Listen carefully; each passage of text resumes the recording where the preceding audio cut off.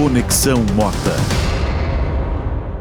Vivemos em um mundo complexo e em constante mudança. No Conexão Mota, eu recebo convidados especiais para falar de temas que afetam sua vida e seu futuro, sempre em linguagem clara e buscando a verdade. Nesse programa, vamos receber o governador de Goiás pela União Brasil, Ronaldo Caiado. Caiado é professor, médico e político. Foi senador e deputado, com 6 mandatos no Congresso e agora 2 como governador. Governador, bem-vindo e obrigado por participar do Conexão Mota. Eu que agradeço essa oportunidade de poder aqui conversar com você num programa que nos dá oportunidade aqui um tempo maior, ao mesmo tempo aqui agradecer a presença daqueles que nos acompanham aqui pela Jovem Pan e dizer que é uma vida, como você colocou aqui, durante um processo de 6 mandatos no Congresso, 2 agora no meu segundo de governo, e você sabe que a minha formação é a medicina, e eu também tenho muitos anos na medicina, e como cirurgião, você sabe que eu sou assim, muito pragmático e muito direto nas coisas, porque essa é a característica do cirurgião. Então a gente entra para resolver, e é esse o meu estilo, que sempre foi também como na parte política, em que tive esses meus 24 anos no Congresso e agora concluindo mais o segundo mandato, que serão mais 8 anos. Governador, o senhor tem uma longa e distinta trajetória política. O senhor foi candidato a presidente em 1989. A primeira, né? Depois foi deputado, senador, hoje é governador. Então eu vou começar com uma pergunta bem direta. O Brasil de hoje está melhor ou pior do que o Brasil de 1989? Não, vamos dizer o seguinte, se você for analisar temas como, por exemplo, o avanço na saúde, melhorias parciais na área de educação, deterioração na segurança pública, tá certo?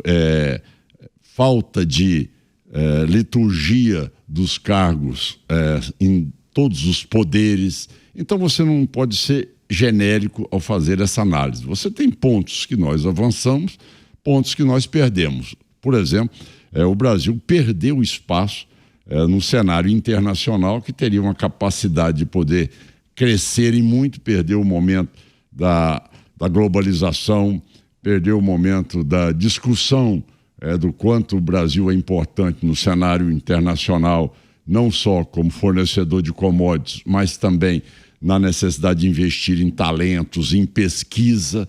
Nós não vimos isso, tá certo? O Brasil ficou num atraso enorme diante de outros países que eram bem distantes do Brasil, que já nos superaram. Então, foi um país que deixou a desejar, principalmente para a nossa geração, que nós precisávamos de entregar um Brasil muito mais eficiente no sentido de renda per capita, de desenvolvimento, de oportunidade de emprego, de segurança, de saúde. Então, realmente, se você comparar o Brasil com outros países, principalmente da Ásia e também alguns países aí do Oriente Médio, também você vai ver que o Brasil não conseguiu deslanchar com todo o seu potencial.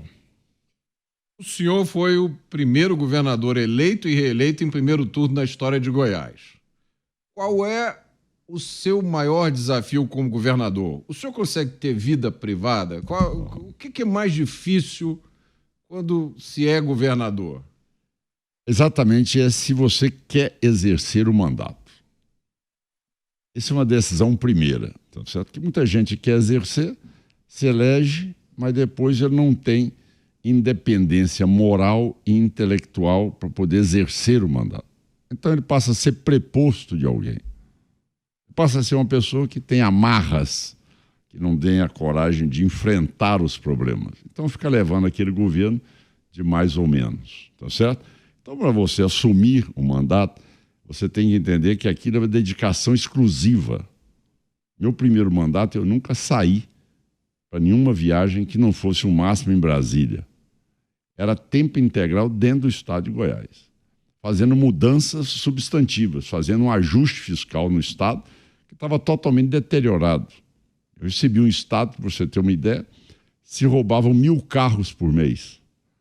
Você não tinha seguradora que fizesse seguro de carro a diesel, de carga, de combustível, de supermercados, onde as pessoas não podiam transitar. Você tinha uma situação em que a estrutura de saúde era totalmente concentrada em apenas 3 cidades no estado de Goiás.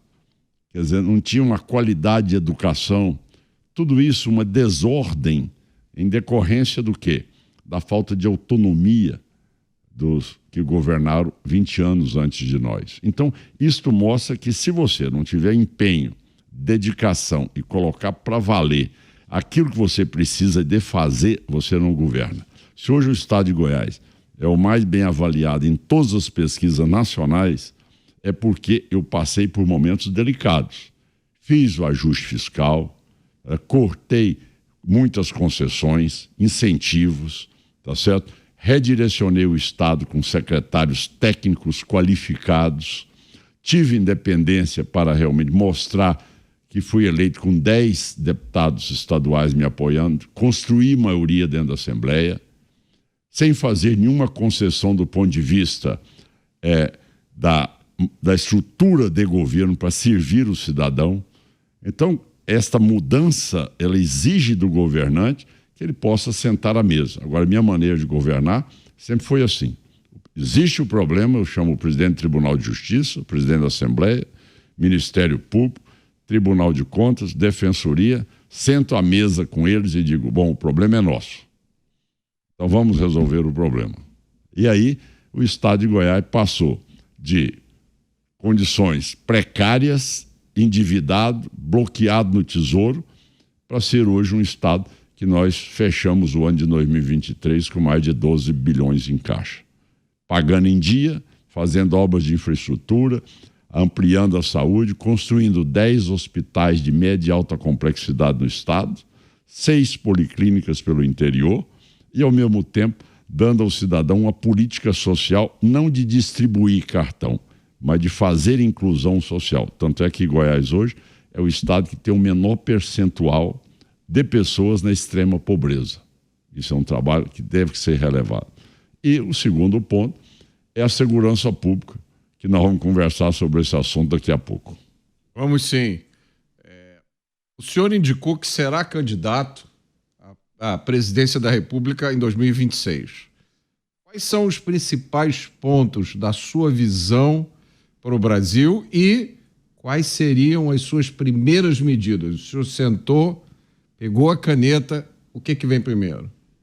Não vai ser diferente. Ora, uma proporção menor, não vai ser diferente para aquele que vê amanhã estar sentado na cadeira de presidente da República. Quanto à primeira pergunta sua, dizer sim, eu sou pré-candidato a presidente da República. Então, deixar claro que eu não estou naquela tese, olha, quem sabe, talvez não. Eu, como disse a você, eu sou cirurgião. Então, eu sou muito direto nas minhas respostas. Sou pré-candidato pela União Brasil, vou me colocar, tá certo, com a experiência que eu acumulei.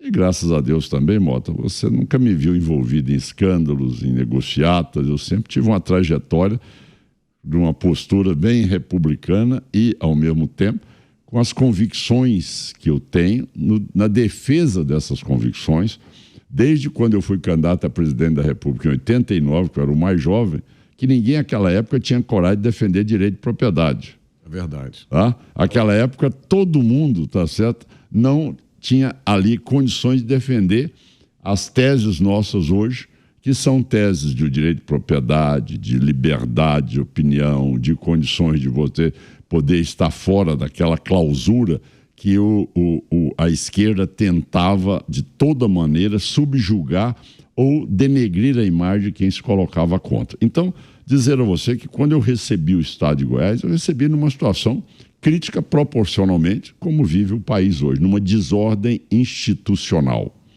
Certo? Ora, a minha primeira decisão, já que outras exigem um tempo maior para serem implantadas, a primeira minha foi o dia que eu tomei posse como governador do Estado. O Estado vivendo um momento onde se transformou na Disneylândia dos bandidos.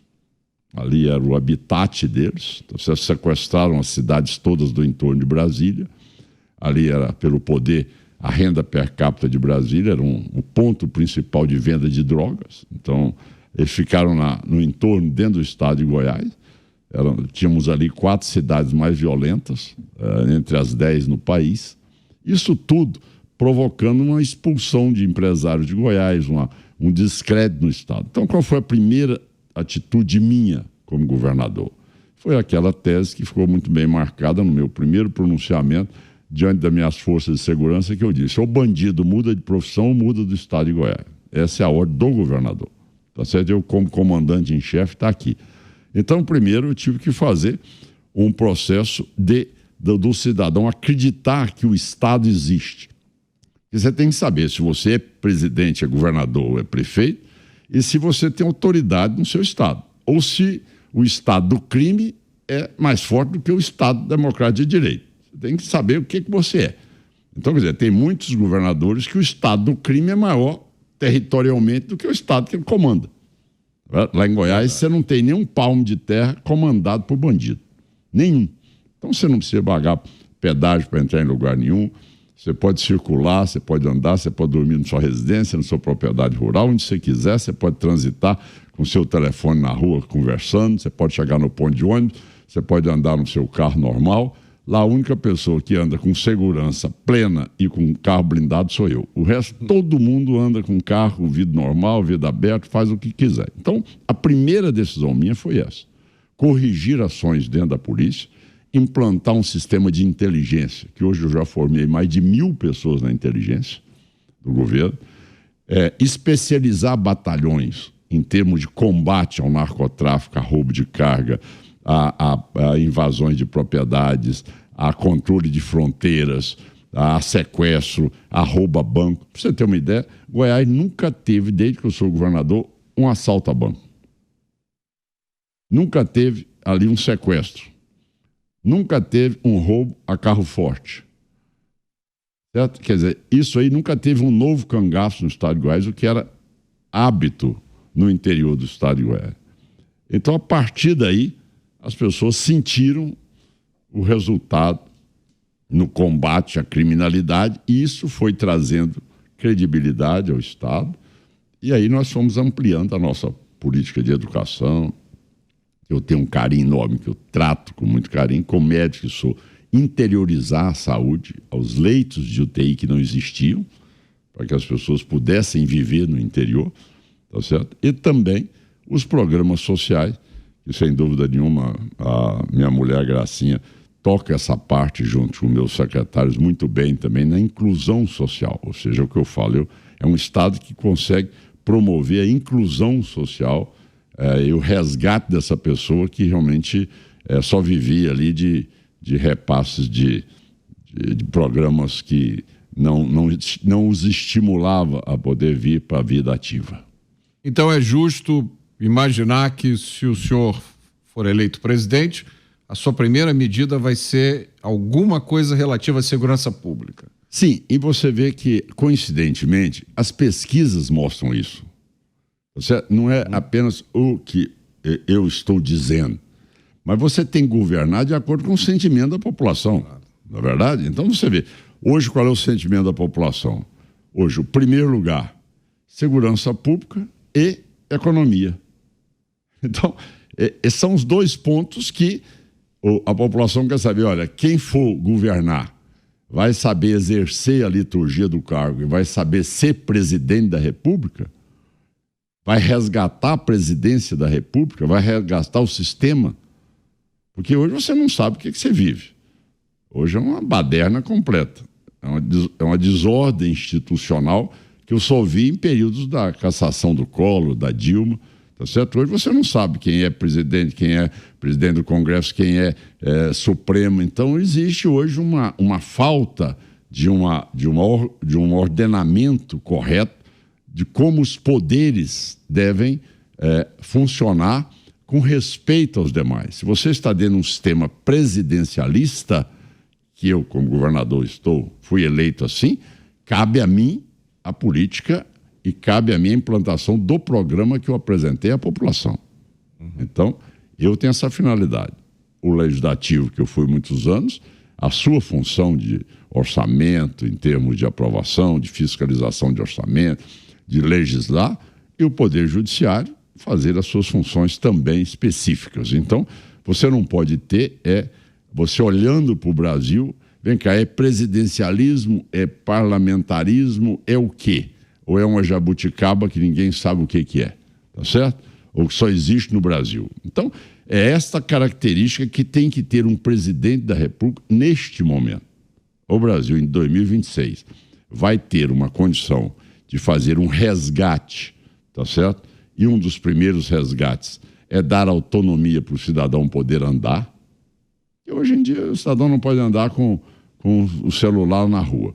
O outro não pode andar que não seja com carro blindado. O outro não pode andar que não seja com segurança privada. Então é o que eu disse, em Goiás 2 setores não avançaram e as empresas quebraram. Segurança privada e blindagem de carro. Então esses 2 aqui, nós liberamos ali, esses 2 não vão vencer. O resto, as empresas todas estão, e isso está vendo a mudança de empresas para o estado de Goiás, que não consegue conviver mais em outros estados os quais elas estavam instaladas. Esse é um fluxo real no nosso estado. Governador, o senhor é frequentemente mencionado junto com o governador Tarcísio e o governador Zema como sendo representante de uma nova forma de fazer política, né? Juntando competência, transparência e principalmente respeitando a inteligência do eleitor. O senhor se enxerga dessa forma? Olha, em primeiro lugar, a gente tem que, uma coisa que eu aprendi muito cedo, tá bom? Ao levantar, pisar na vaidade. E depois você faz sua oração e pede a Deus para você acertar nas coisas, entendeu? Porque essa tese de você se achar que você é muito importante, está aí o caminho do desastre. Uhum. Então, vamos pisar na vaidade, vamos cada vez trabalhar mais. O que eu sou é extremamente intenso em trabalhar. Eu sou uma pessoa que eu sou dedicado ao trabalho. Eu, às vezes, penalizo enormemente minha família. Mas eu sou obstinado em trabalhar. Porque se eu tive a oportunidade de ser governador de Goiás, que para mim sempre foi um sonho, tá certo que eu sei que tem também para a presidência um grande parte do destino, mas eu, da minha parte, eu vou fazer tudo para poder chegar lá.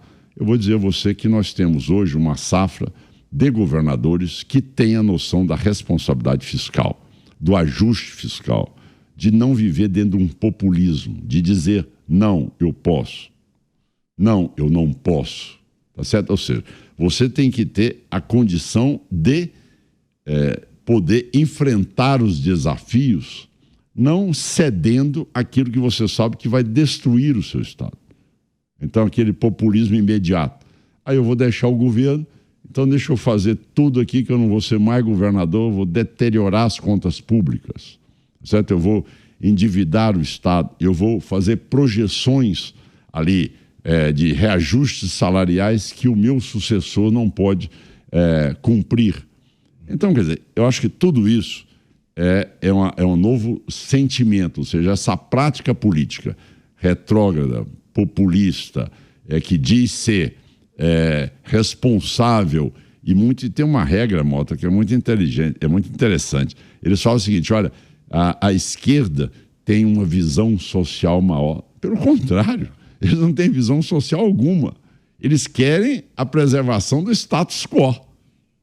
Tá certo? Quer dizer, nós demonstramos que no nosso meio, a nossa maneira de governar, nós somos capazes de dizer que o cidadão que está instalado ali num assentamento que estava jogado ali como uma favela rural, nós demos condições a ele para que ele seja produtivo.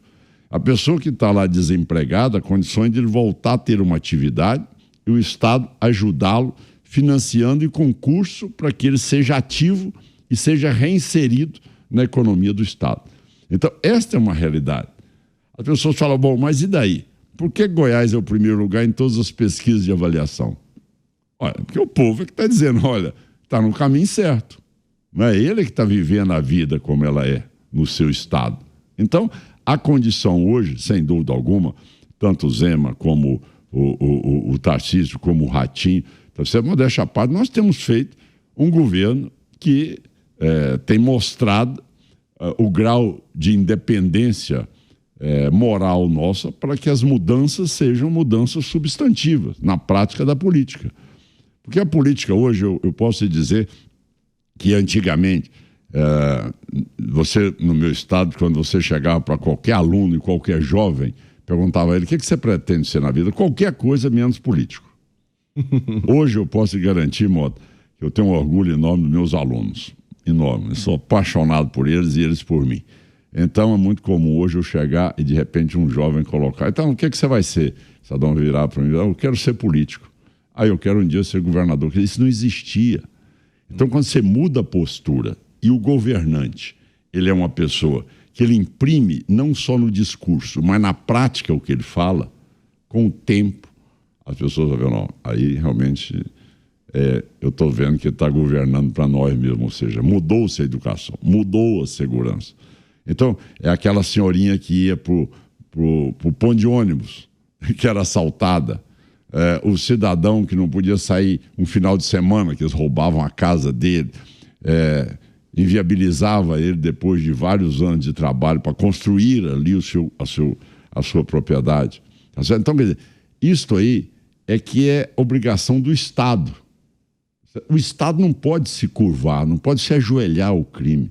O que me impressiona é: mas se não acertar com o bandido, com o traficante, eu não vou poder fazer um evento na cidade, porque senão eles podem amanhã criar uma situação de inviabilizar.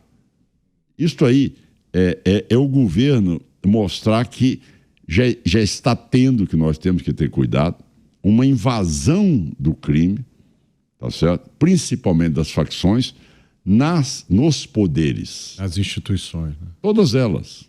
Entendeu? Não estou aqui segmentando A ou B, não. Está sendo algo generalizado. Eu, por exemplo, quando eu determinei em Goiás, tá certo? Que faccionado e estuprador não tem visita íntima em Goiás, você sabe que no estado não tem. É o único estado do Brasil que não tem. Não sabia. Então é isso. Primeira medida minha: controlar penitenciária. Tá certo? Aqui não vai ser mais escritório de crime, não vai ser mais cidadão viver essa vida que tinha. Em Goiás tinha penitenciária que era ali, o cidadão cobrava, o chefão ali da facção cobrava, tinha estrutura que eles construíram, um motel dentro da penitenciária. Era R$150 por hora. Caramba. Mas tudo filmado. Cocaína, festa, ali com a presença de prostitutas, vinha também ali churrasco acompanhando, isso tudo filmado, certo? Ou seja, as televisões mostraram para o Brasil tudo isso.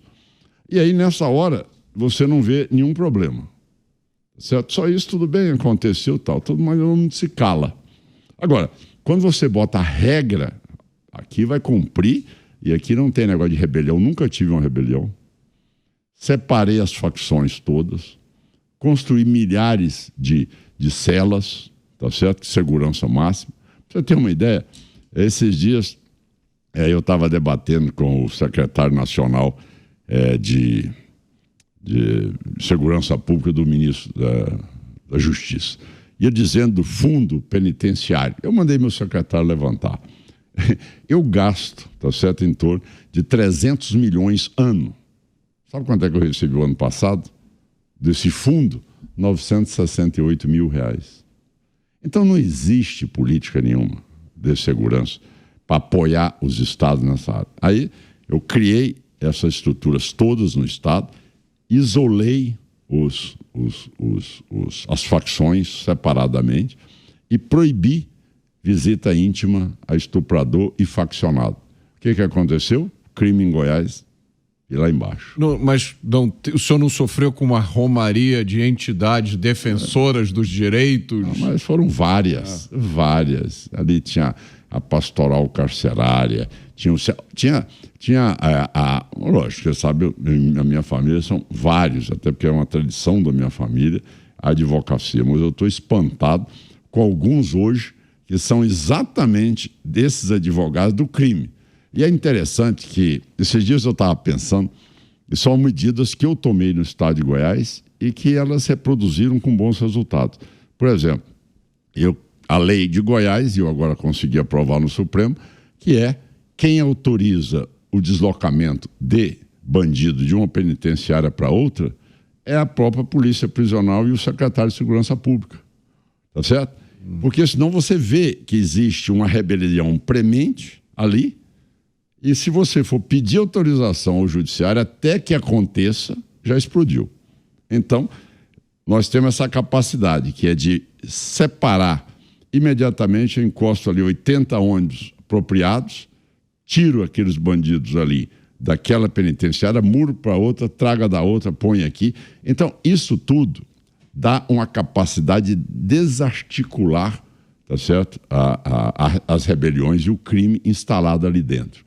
Outra coisa, você me perguntou, sem dúvida nenhuma, fizeram denúncias contra mim, colocaram lá o CNJ com 49 juízes federais para saber se as minhas penitenciárias estavam certas. Isso é interessante que há 4 anos atrás, estava aqui os motéis filmados, cocaína, festa, tá certo?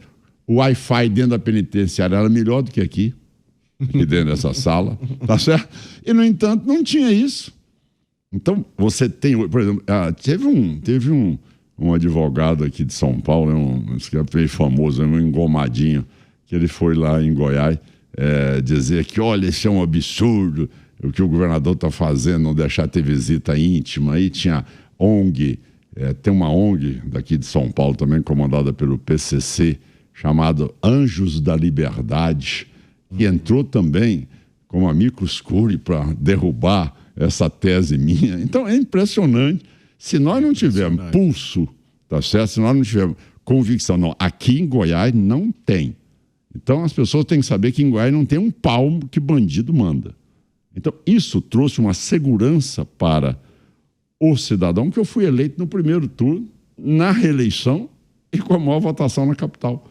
Então você vê que a sociedade, não é o cidadão A ou B, não, é a sociedade toda, não consegue mais conviver com esse nível de cerceamento do direito.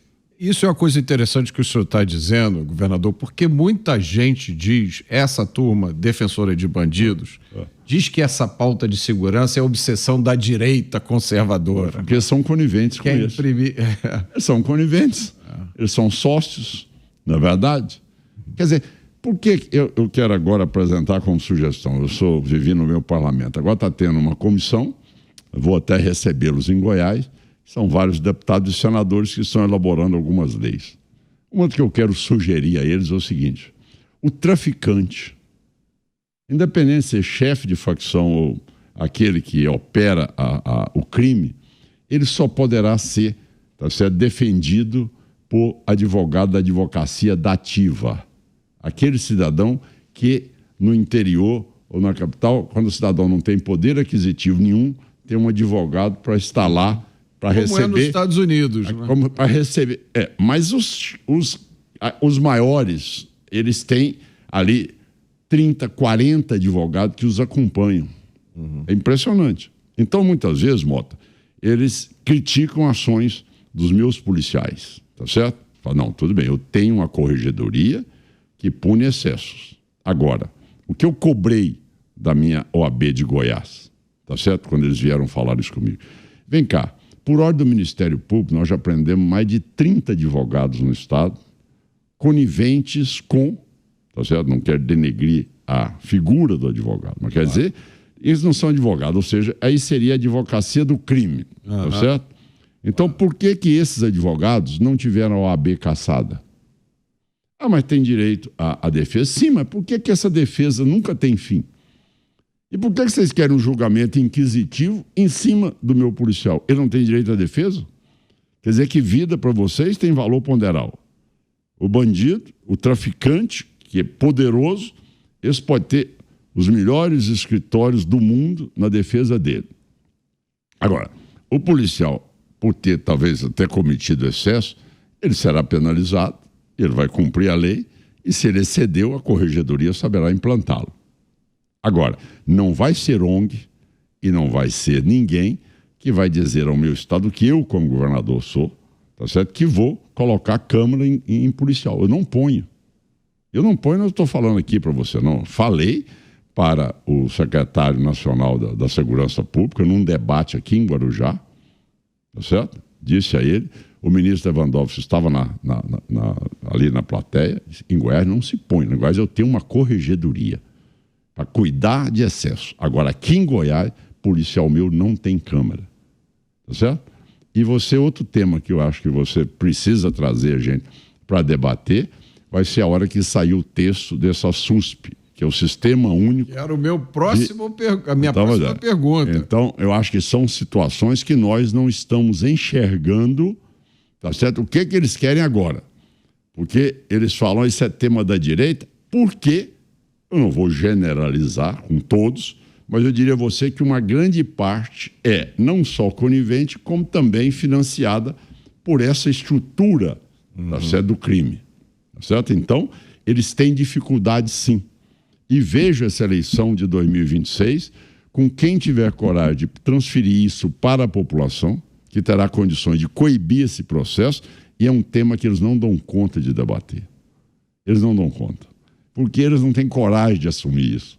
Eles não têm independência moral para assumir esse enfrentamento. Você está entendendo? Quer dizer, hoje você vê as facções hoje tomando a Amazônia toda. Por que eles não estão lá? Hã? Hoje o garimpo é comandado pelo narcotráfico, hoje o contrabando de madeira é pelo narcotráfico, hoje o refém de cocaína é feito naquela região toda, onde eles estão mandando e desmandando ali, eles já ocuparam aquilo ali. Agora eles falam, porque era o produtor rural que fazia isso. Agora não fala mais de produtor rural. Agora, eles tentavam sempre denegrir uma imagem. Agora estão lá as facções, está a facção da Colômbia, a facção do México, todo mundo interligado ali, ninguém fala nada. E justamente numa área que é responsabilidade do governo federal, né? Claro. Tráfico de drogas, contrabando de arma, lavagem de dinheiro. Exatamente, tudo isso. E onde é que está? Agora, por que eles não dão a nós a autonomia de entrar no COAF? Para nós levantarmos ali a vida e as operações financeiras. Por que o governo federal não autoriza a maioria dos acessos a nós, da Polícia Civil, da Polícia Militar, da Polícia Penal, acesso a esse nível de informações que tem essa parte financeira dessas pessoas que hoje comandam bilhões de reais e que já estão entrando na economia, né? Hoje são o quarto maior distribuidor de combustível no país, o PCC. Não é isso? Daqui uns dias vão estar ganhando da Ipiranga, da Shell, tá certo? Vão ser os maiores, né? Transporte coletivo, lixo para distribuir a cocaína, eles têm as maiores empresas. OS de saúde para comprar éter, para fazer refém de cocaína, tá certo? Hoje o crime cibernético aí invadindo os bancos e fazendo esse crime também, que nós estamos avançando muito, implantamos uma plataforma em comum acordo com a Polícia Federal no estado de Goiás para fazer esse combate a esse crime cibernético. Então, onde é que está esse interesse do governo em poder fazer um acesso direto? E por que vem com um SUSP desse aí que muda totalmente? Veja bem, eu só estou analisando aquilo que eu vi em artigo publicado pelo ministro. Tá certo? Porque até hoje eu não recebi o texto. Mas só do artigo já deu para dizer para mim qual é que é o norte que eles querem em relação a isso. Entendeu? O objetivo final parece conseguir algum tipo de controle sobre as polícias estaduais. Lógico. Você vê, você tem uma reforma tributária que ela mexe com os impostos federais 100%, concordo plenamente. O CBS, perfeito, vai mexer lá, PIS, COFINS, tá certo? Tudo bem, IPI, tá ótimo. Agora, de repente, vai mexer no ICMS e no ISS do Estado e município e concentra, o que eu chamei de comitê venezuelano, que eles chamam de comitê gestor, que vai ficar com todo o dinheiro e vai distribuir esse dinheiro para cada município e cada estado. Quer dizer, olha, ninguém é bobo, você está tirando a autonomia dos governadores, dos prefeitos. Quer dizer, muitas vezes o cidadão que não tem essa capacidade de analisar, porque ele não está no meio desse debate como nós estamos, Mota, ele acha, não, isso aí é simplificar, todo mundo quer simplificar. Agora eu não quero é concentrar poder. Aí vem um SUSP. Aí o SUSP vai dizer o seguinte, olha, As decisões nacionais vão determinar as decisões no Estado. Isso aí, ninguém é bobo. Eu posso lhe garantir aqui que das primeiras medidas que vão ser tomadas, as primeiras que serão tomadas vão ser, primeiro, todos os policiais têm que usar a câmera. Primeiro, retirar a prerrogativa que eu tenho, numa PEC. Depois, toda a área invadida, ela não poderá ter ação do governo, da polícia. Ela deverá ir para um conselho, que o conselho vai avaliar as condições sociais dos invasores. Uma audiência de conciliação para saber se isso vai acontecer, se pode acontecer. Então, aí é a deterioração completa do Estado Democrático de Direito. Aí sim, é aquilo que eles tentaram na Constituinte, que eu insurgi contra em 89, enfrentei a esquerda no Brasil, tá certo? E aquela época, meu amigo, eu era tido como o cidadão que, olha, isso aí é uma pessoa que é insensível, é isso e aquilo, e hoje o Brasil está aí, dizendo muito obrigado à agricultura, muito obrigado à pecuária, muito obrigado ao agro, que hoje é o mais competitivo do mundo. Então, aquela época, meu amigo, era patinho feio. Tá certo? Você me lembro, governador, a UDR era o único ali. Reacionário, era um 22 candidatos à presidência, o Caiado era o único naquela hora. Hoje em dia, tem muita gente aí convertida que compra uma camisa na loja e fala, porque eu sou isso, vai querer dar aula para mim. Então, realmente, eu falo, meu amiguinho, eu comecei isso há 40 anos atrás, eu sei o que é enfrentar isso, quando nós estávamos num lugar onde nós tínhamos poucos aliados. Hoje em dia, a população acordou e está se libertando desse processo. Agora, a máquina do governo federal, ela vai trabalhar para poder ter uma dinâmica que possa engessar a autonomia dos governadores e da segurança pública. E você pode saber, esses dois pontos aqui serão os primeiros. E eu desafiei, dizendo o seguinte, olha, eu entendo um ministro da Justiça querer fazer uma política de combate ao tráfico, 1000%, ao crime, 1000%. Primeiro, ele devia fazer acordos com países limítrofes. Isso é função de um ministro de Estado. Tá certo? Primeiro lugar. Segundo lugar, ele deveria ter, no mínimo, tá certo, ali a contratação, que hoje nós temos os mais sofisticados satélites no mundo para você identificar a mobilidade nas áreas secas de fronteira. Tá certo? E também em outras áreas de todo o território. Você tem drones de longa distância. Tá certo? Você tem a capacidade de implementar aqui uma polícia de inteligência agindo diretamente com o COAF. Por que esse COAF aí o telespectador pode não ver? É o que realmente acompanha toda a evolução e toda a transação financeira no país. Por que isso aí não é facilitado? Por que se o cidadão está envolvido no crime, um cidadão comum tem o direito ao seu sigilo, mas sigilo para bandido? Claro. Então, quer dizer, por que essas coisas não funcionam? E daí o meu temor, ou seja, o avanço do poder do narcotráfico dentro das instituições, falseado na tese do direito do cidadão, tá certo? O direito à defesa. Dos mais pobres, né? Eles dizem isso, né? Agora, eu nunca vi, tá certo? Um criminalista muito rico que defende esse tipo de pessoa, defender um pobre coitado que foi vítima da ação de um traficante. Tá certo? Interessante que é só do lado contrário. Então, se a gente puser, só pode ser advogado dativo para defender chefe de facção e faccionado e estuprador, tá certo? Crime de pedofilia, aí você vai ver as coisas começarem a melhorar no Brasil também. Então, são ações, Mota, que eu acredito que essa é a primeira medida, você botar ordem no país. Você definir o que é a função de um presidente da República, o que é a função de um deputado, o que é a função do judiciário, tá certo? O que é a função do Ministério Público.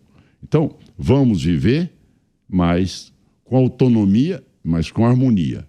Se não tem harmonia, então, meu amigo, se você provoca um avanço na minha área de decisão, peraí, calma lá, o seu poder está restrito a isso, o meu é isso. Então, eu fui eleito para isso. Eu fui eleito presidente da República. Então, eu tenho a prerrogativa do exercício da função.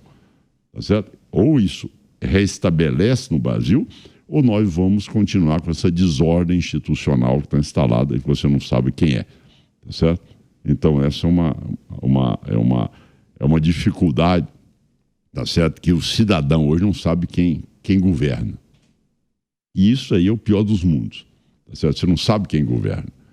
Tá certo? Então, da mesma maneira que o médico tem uma fala muito forte do meu velho professor Norma Monteiro, que você conheceu, que é muito querido, que infelizmente não está mais entre nós, é que ele dizia, olha, o paciente ele tem que ser chamado pelo nome, não por número de leito. Em segundo lugar, ele tem que ter dono, tem que ter um médico que se dedica a ele, que responda por ele.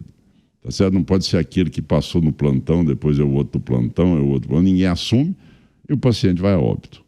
Então, governo é a mesma maneira. Ou você assume o comando do Estado, ou você assume o comando do país, ou a deterioração e o crime prolifera mais do que qualquer outra coisa que existe. Governador, deixa eu então trazer 2 exemplos que têm a ver com segurança pública e com essa confusão, porque realmente o cidadão comum hoje no Brasil, ele não sabe mais quem toma determinadas decisões, ele não sabe nem com quem reclamar. Esses dois pontos são a questão da saidinha, que foi um projeto aprovado no Congresso, vetado pelo governo, o veto foi derrubado e agora paira no ar a ameaça de que a saidinha vai continuar, inclusive com essa defesa de que é uma coisa humana para preservar a família. E a segunda, não sei se o senhor quer comentar, que é a mais polêmica de todas, que é a tal da descriminalização do porte de até 40 gramas de maconha. Ridículo, completo. Bom, eu sou uma pessoa que eu jamais escolhi tema para debate. Eu acho que nós estamos aqui, você como jornalista e eu como governador do Estado, a minha obrigação é ter posição em todos os temas. Eu não posso ficar no mais ou menos, quem sabe, talvez, no entanto, não é por aí. Tá certo? Então, você tem que entender que em relação à saidinha, tá certo? É algo que mostra que as pessoas normalmente criam situações para poderem ter essa saidinha, que no Brasil parece que são em 4 datas. 7 ocasiões. 7 ocasiões. Então, quer dizer, você vê tudo isso. É o que eu falo. Em Goiás, o dia que eu tiver um caixa melhor, eu vou botar câmera exatamente no semi-aberto. Quem tem que ter câmera não é meu policial. Quem tem que ter câmera é o bandido que está no semi-aberto. Porque a tornozeleira hoje, eles inventam tanta coisa aí para desativá-la, que eles estão ali no semi-aberto praticando crime. Então quem tem que ter câmera em primeiro lugar é o bandido que está no semi-aberto. Essa é a posição. Em relação à saidinha, eu sou totalmente favorável à derrubada da saidinha por um motivo só.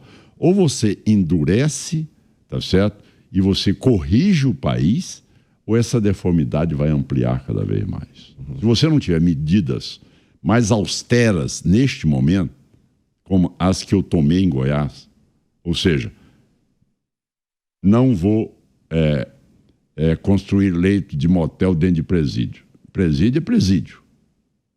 Certo? Não vou admitir que isso era, que continue o que era no meu estado de Goiás. Não vai ter saidinha. Não vai ter visita íntima. Então o cidadão passa a ter consciência que a prisão vai ter significado de prisão. Tá certo? Então aí sim. E você sabe muito bem que o faccionado, eles dizem que ele é batizado. E como tal, eles não querem e são muitas vezes proibidos de fazer qualquer curso de ressocialização.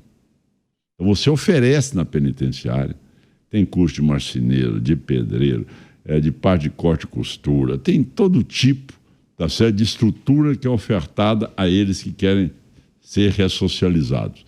Os faccionados não podem porque eles são impedidos pelo comando das facções. Então veja bem o falso discurso que é feito e essas pessoas são refratárias e têm o comando sobre a vida daquele preso. Tá certo? O cidadão é sequestrado sob o comando deles. É aquilo que você viu na Bangu 3. Meus colegas ortopedistas foram todos assassinados, tá certo? A Bangu 3 reuniu, tá certo? Julgou, tá certo? Baixou a decisão, mandou cumprir e entregou os corpos para o delegado. Então é isso aí. Quer dizer, a penitenciária ela é mais poderosa, tá certo? Ou seja, o crime é mais poderoso do que o Estado Democrático de Direito. Aí a pergunta, Por que que não tem a presença do CNJ dentro dessas penitenciárias no país e não tem uma ação direta do judiciário para poder, então, impor uma regra de prisão sem ser ali escritório do crime? Por quê? Por que que essas situações existem no país inteiro? Por que que no estado de Goiás, no momento em que eu endureci o jogo, tá certo? Quiseram criar uma narrativa, é local de tortura, as pessoas estão sendo maltratadas. Pelo contrário, antes do meu governo, a presidente do Supremo, tá certo? Ela foi a Goiás e chegou lá, não teve coragem de entrar na penitenciária. Agora, no meu governo, a ministra foi lá, visitou tudo, entrou nas celas, andou por todos os lugares, todo mundo, tranquilamente. Então, é impressionante a inversão do fato. Essa é a primeira pergunta que você me formulou. A segunda pergunta é em relação a isso. Ora, se você tem a liberdade de poder dizer, olha, então eles teriam que autorizar junto a isso o seguinte, olha, na drogaria tal, no supermercado tal, tá certo? Você vai chegar lá e vai comprar os seus 40 gramas. Porque esse cidadão só vai comprar do crime. Não é verdade? Então, isso é uma maneira de tergiversar do problema. Mas ele é viciado. Então, que você tente exatamente coibir nessa fase. Porque depois que ele passar para maconha, ele vai para o crack, ele vai para a cocaína, ele vai para a heroína. Aí, meu amigo, ele vai ser exatamente um cidadão como foi transformado a Cracolândia em São Paulo. A Cracolândia, ela existe a quê? Ela é uma ferramenta do PCC. A Cracolândia ela é usada para ser transferida de lugar, joga o valor dos imóveis lá embaixo, eles compram, depois muda a Cracolândia. Isso aí é um processo que quem que alimenta a Cracolândia? A quem ela serve? Então, tudo isso é algo que precisa ser enfrentado com um debate público, certo? Para a população ter conhecimento da gravidade que nós estamos transformando o Brasil, que não é só o Brasil, são os países da América Latina que estão sendo hoje palco desse nível de criminalidade, de terrorismo implantado por essas facções com poderio financeiro ímpar e com hoje inclusão dentro da economia do nosso país. Governador, eu cresci num país onde a esquerda tinha hegemonia cultural do discurso, tanto que na eleição de 1989 eu me lembro que a UDR era apresentada como um grupo de latifundiários que queria, né, tomar conta do Brasil. Não. E eu, naquela época, eu era muito novo, não tinha informação, a gente acredita nisso, né? Mas nos últimos 15 anos, isso mudou muito no Brasil. Pensamento liberal, pensamento conservador ganharam espaço. E muita gente perdeu a vergonha de se dizer de direita e se reconheceu de direita, né? Acho que a maioria da população hoje, se você explicar o que é ser de direita, elas já conhecem isso. O seu partido se posiciona como sendo um partido conservador e de direita. Aí eu queria perguntar ao senhor, quais são as bandeiras mais importantes hoje de um político conservador e de direita? Bom, primeiro é você recuperar todos esses princípios, que o primeiro é o da liberdade.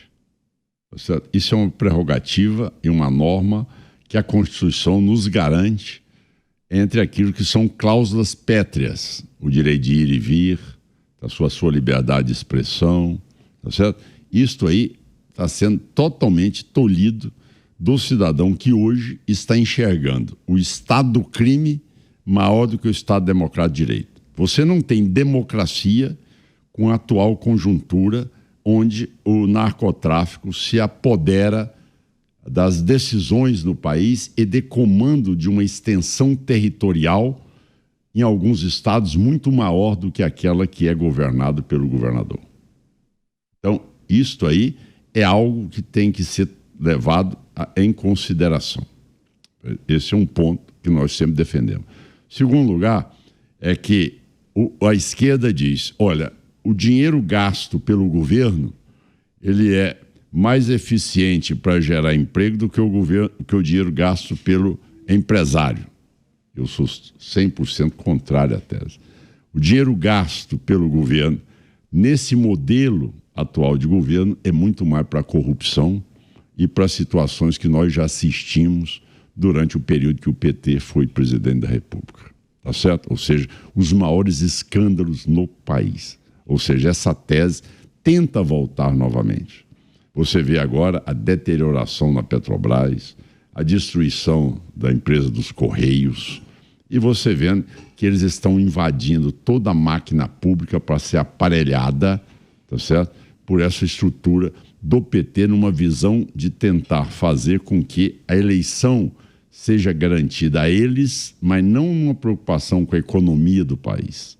Você vê que as falas do presidente são aquelas falas de tentar resgatar o rico contra o pobre, tá certo? O pobre contra o rico. Quer dizer, uma coisa tão antiga, onde nós temos um outro sentimento, ou seja, o que nós queremos é transformar todas as pessoas em condições de vida, com dignidade, com autonomia e com cidadania. E não é esse o projeto dele. Agora você vê, ele fala mal do Roberto Campos todo dia, fala mal do Banco Central todo dia. Ora, é ele que está gastando irresponsavelmente, o juro vai crescer. Mas isso ele tenta demonizar uma figura para esconder, tá certo, a incompetência do governo, que você viu que fizeram um estudo agora mostrando que o dólar, se fosse por fatores externos do Brasil, ele estava a 5,09 reais. E que ele chegou a 5,60, tá certo? Graças, devido a fala do presidente da República. A esse descontrole verbal, essa demagogia populista, certo? Agora, eles conseguem bagunçar a economia no país. Eles conseguem, tá certo? Dar uma versão distorcida. Agora, eles não conseguem, tá certo? Nem conseguir distorcer um combate à segurança pública no país, porque eles não têm coragem de enfrentá-la. Eles são beneficiados por essa estrutura do crime em muitos lugares do país. Tá certo? Essa é a grande realidade. Isso é o que deve ser feito. Por que essa alçada toda travestida de direito do cidadão apenas para o cidadão que está no comando e no narcotráfico? Quer dizer que, aquilo que eu disse, a vida tem valor ponderal. Se é do narcotráfico, esse cidadão que pode. Se ele é invasor, esse cidadão que pode. Se ele é um cidadão de bem, ou seja, aquele que é vítima dessas situações, esse aqui vai ter que passar por um conselho, por uma audiência de conciliação para saber se a sua propriedade vai ser devolvida ou se ele amanhã praticar um crime, ele não vai ter as mesmas condições de ser defendido como o bandido é defendido no Brasil. Governador, a gente está caminhando para o encerramento e eu queria lhe fazer algumas perguntas especiais. Quem são as figuras ou a figura que o senhor mais admira na história do Brasil, presente ou passado? Olha, eu diria a você que é um homem que merecia. Se fosse lá nos Estados Unidos, ele teria a maior estátua lá em Washington, que é exatamente Juscelino Kubitschek. Tá certo? Esse homem foi um grande estadista. Esse homem soube, mesmo em momentos mais delicados no Brasil, ele soube caminhar para um processo de anistiar excessos, dizer ao Brasil, olha, deixa eu fazer o Brasil crescer, deixa eu explorar o centro-oeste brasileiro, deixa eu mostrar que o Brasil tem potencialidades ímpares. E que isto aí é algo que é uma pessoa que governou tentando conciliar as pessoas, tentando mostrar o Brasil e desenvolver o Brasil, tá certo? Você não vê hoje governantes preocupados com talentos, governados com educação, preocupados com a pesquisa, tá certo? Então, você vê que um homem como Juscelino Kubitschek, nós estamos precisando de trazer novamente um pensamento de desenvolvimento para o Brasil. É isso que eu acredito, na educação, na ciência, na pesquisa. É isso que me estimula. Quando eu chego, por exemplo, em outros países, eu vejo uma empresa com milhares de pesquisadores. E no Brasil você não vê.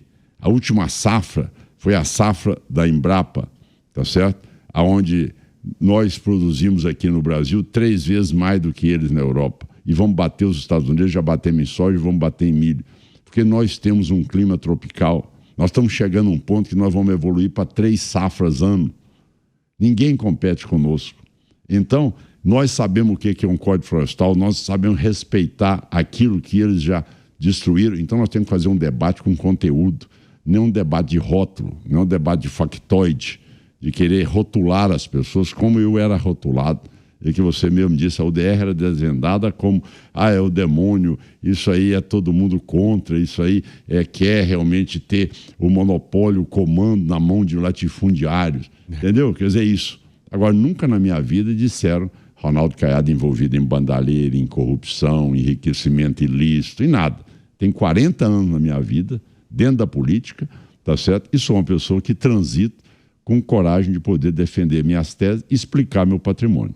Então, essa é a situação que nós vemos hoje vivendo o nosso país. Isso que nós temos que ter, graças a Deus, como você colocou, as pessoas se despertaram para a livre iniciativa, para as nossas teses, também nossos princípios conservadores, que é o sentimento da população, que é a maneira como nós queremos viver, com todo o respeito, com a economia de mercado e também com a liberdade de expressão. Governador, muito obrigado pela sua presença aqui, foi um prazer recebê-lo. Você me dá um segundo? Claro. Bom, então deixa eu só te passar um dado. Um comparativo de Goiás, quando eu recebi o estado e como ele está hoje.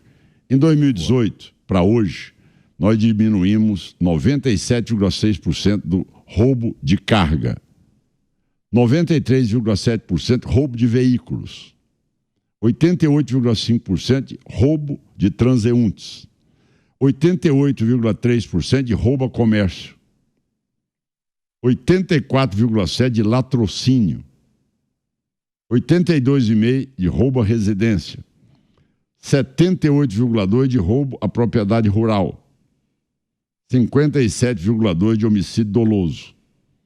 Então isso é para mostrar que quando você tem segurança pública, o cidadão vive em paz e quem quiser falar o telefone tranquilamente, andando pelas ruas, vá para Goiás, que você pode viver tranquilamente lá, tá bom? Parabéns, governador, e muito obrigado pela sua clareza moral nesse assunto que eu concordo, é o assunto mais importante do Brasil hoje. Foi um prazer e uma honra tê-lo aqui. Muito obrigado, Mota, por poder participar desse programa seu, que nos dá um espaço tão grande para a gente poder falar, que muitas vezes a gente é impedido disso, e apenas algumas entrevistas muito curtas e também com intervenção no meio do raciocínio da gente. Muito obrigado e realmente nos dê a honra de visitar também o estado de Goiás. Vai ser um prazer. Obrigado. O Conexão Mota fica por aqui. Você pode rever o programa no canal do YouTube e também no aplicativo Panflix. Até mais. Conexão Mota. A opinião dos nossos comentaristas não reflete necessariamente a opinião do Grupo Jovem Pan de Comunicação. Realização Jovem Pan News.